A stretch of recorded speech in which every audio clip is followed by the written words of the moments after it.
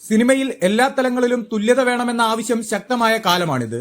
Hema committee റിപ്പോർട്ടിലും cinema രംഗത്തെ പ്രതിഫലത്തെക്കുറിച്ച് നിരവധി ആശങ്കകളും ബദൽ നിർദ്ദേശങ്ങളുമുണ്ട്.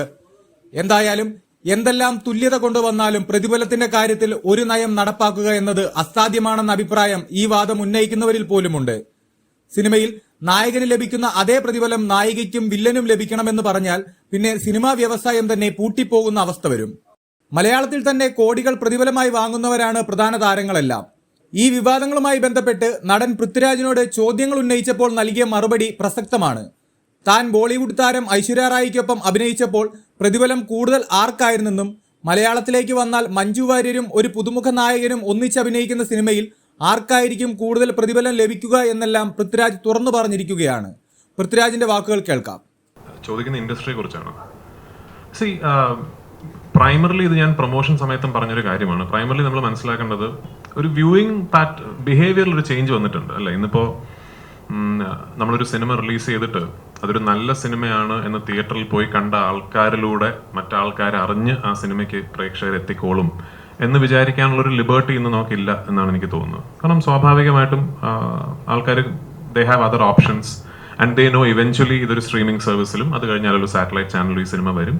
സോ തിയേറ്ററിൽ പോയി എനിക്ക് ഒരു പ്രേക്ഷകനോ ഒരു പ്രേക്ഷകയ്ക്കോ സിനിമ കാണണം എന്ന് തോന്നിപ്പിക്കണം.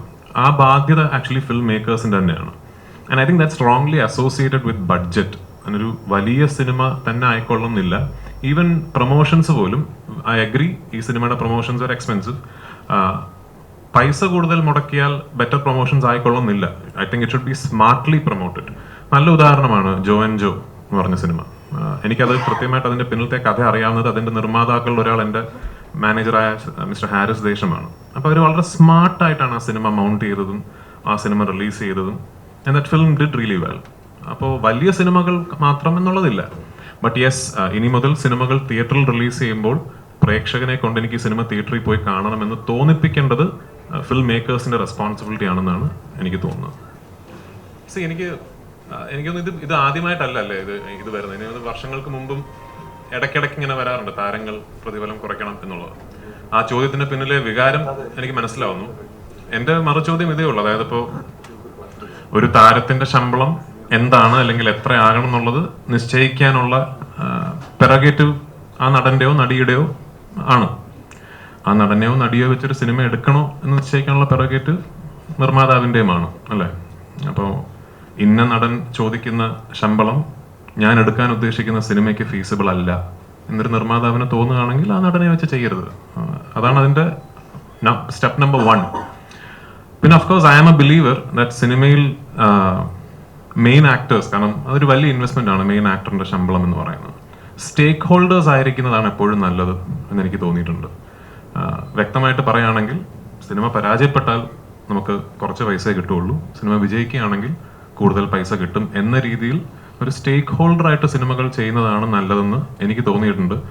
ഞാൻ പരമാവധി സിനിമകൾ അങ്ങനെ ചെയ്യാനാണ് ശ്രമിക്കാറ്. ജിനു സമ്മതിച്ചില്ല അടുത്ത സിനിമയ്ക്ക് ഞാൻ ചോദിച്ചപ്പോൾ.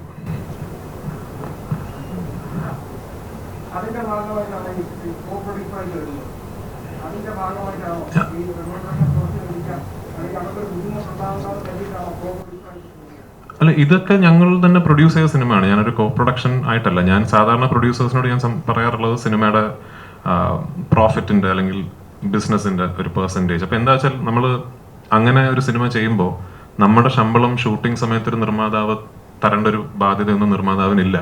ആ സിനിമ റിലീസായി സിനിമ നല്ല രീതിയിൽ ബിസിനസ് ആയാൽ ആ സമയത്ത് ആ കിട്ടുന്ന പൈസയിൽ നിന്ന് ആണ് നമുക്ക് ശമ്പളം കിട്ടുക. അപ്പോൾ ബേസിക്കലി ഞാൻ പറയുകയാണ്, ഈ സിനിമയുടെ സക്സസിൽ also my fees associated with it. സിനിമ സക്സസ് ആകുമ്പോഴേ എനിക്ക് ഒരു നല്ല ശമ്പളം കിട്ടുള്ളൂ, സക്സസ് ആയില്ലെങ്കിൽ എനിക്ക് കുറച്ചേ കിട്ടുള്ളൂ. ടു മീ ഇറ്റ് സീംസ് അതാണ്, that is a way forward. അങ്ങനെയാണ് ഇനി മുന്നോട്ട് പോകേണ്ടതെന്നൊരു തോന്നൽ. അത് പ്രിഫർ ചെയ്യാത്ത നിർമ്മാതാക്കളുണ്ട് കേട്ടോ. ഞാൻ ജിനുവിൻ്റെ കാര്യം മാത്രമല്ല, അല്ലാതെയും അതല്ല കുഴപ്പമില്ല ശമ്പളം പറഞ്ഞോളൂ എന്ന് ഇങ്ങോട്ട് പറയുന്ന പ്രൊഡ്യൂസേഴ്സ് എൻ്റെ സിനിമകളിൽ തന്നെ ഉണ്ടായിട്ടുണ്ട്.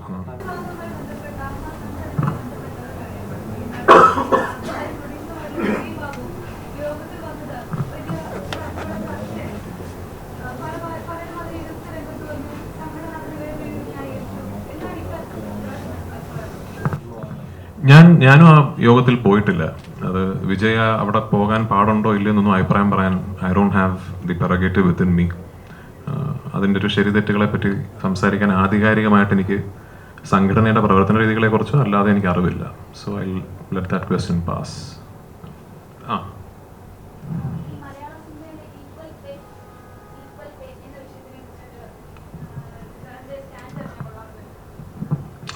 ഈ ഐ നോ ഈ equal pay I think is associated with gender ഇപ്പോൾ അല്ലേ, അതായത് ഈ നായികമാർ female actors and male actors എന്നുള്ളത് അതിനകത്ത് മെറിറ്റ് ഉണ്ട് ദാറ്റ് ഈക്വൽ പേ വേണം എന്നുള്ളതിൽ.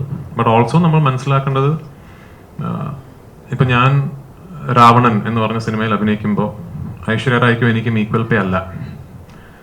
I M paid much less than her. അപ്പോൾ യൂഷ്വലി ഒരു താരത്തിൻ്റെ, നടിയുടെ അല്ലെങ്കിൽ നടൻ്റെ ഫീ തീരുമാനിക്കപ്പെടുന്നത് is based on what she or he brings to the project. ഇന്ന നടൻ അല്ലെങ്കിൽ ഇന്ന നടി ഉണ്ടെങ്കിൽ ഈ പ്രോജക്റ്റിന് ഇത്രയും ഫീസിബിലിറ്റി കൂടും എന്ന് അതനുസരിച്ചിട്ടാണ് പലപ്പോഴും പേയ്മെന്റ് അല്ലെങ്കിൽ ശമ്പളം തീരുമാനിക്കപ്പെടുന്നത്. നടീനടന്മാരും അങ്ങനെയാണ് ചോദിക്കുന്നത്. ഞാൻ ഈ സിനിമയിൽ അഭിനയിച്ചാൽ ഈ സിനിമയ്ക്ക് ഇത്രയും ബിസിനസ് ഉണ്ടാകുമല്ലോ, അപ്പോൾ എനിക്ക് ഇത്ര ശമ്പളം എടുക്കാമല്ലോ എന്ന്. അതാണ് ഒരു ചിന്ത. ലൈക്ക് ഇപ്പോൾ ഒരു മലയാളത്തിലെ ഒരു ഹൈലി പെയ്ഡ് ആക്ട്രസസിൽ ഒരാൾ, മേ ബി മഞ്ജു വാര്യറും ഒരു പുതുമുഖ നായകനും കൂടി ഒരുമിച്ചൊരു സിനിമയിൽ അഭിനയിക്കുകയാണെങ്കിൽ ഈക്വൽ പേ ഉണ്ടാവില്ല. Manju will be much higher paid. അപ്പോൾ ആപ്ലിക്കബിൾ ഓൺ ഓൾ വേസ്.